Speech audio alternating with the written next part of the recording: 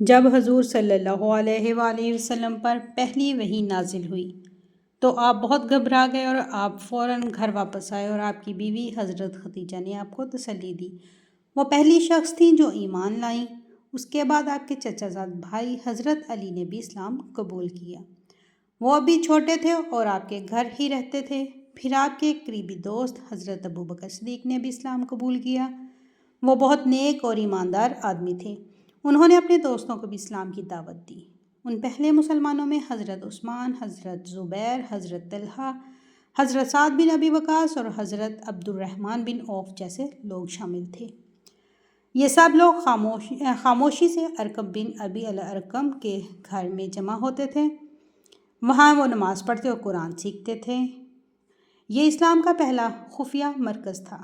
آہستہ آہستہ یہ بات مکہ کے لوگوں میں پھیلنی شروع ہوئی۔ جو لوگ بتوں کو پوجتے تھے وہ مسلمانوں کو تنگ کرنے لگے، لیکن ان پہلے مسلمانوں نے ہر مشکل کا مقابلہ کیا اور اپنے ایمان پر ڈٹے رہے۔ یہ تھی اسلام کی پہلی جماعت کی کہانی، جنہوں نے ہر مشکل کو برداشت کیا اور آگے چل کر اسلام کو پھیلایا۔ امید ہے آپ لوگوں کو یہ سلسلہ اچھا لگ رہا ہوگا۔ اچھا لگ رہا ہے تو اس کو لائک شیئر کریں اور کمنٹس میں بتائیں کہ آگے آپ کیا سننا چاہتے ہیں۔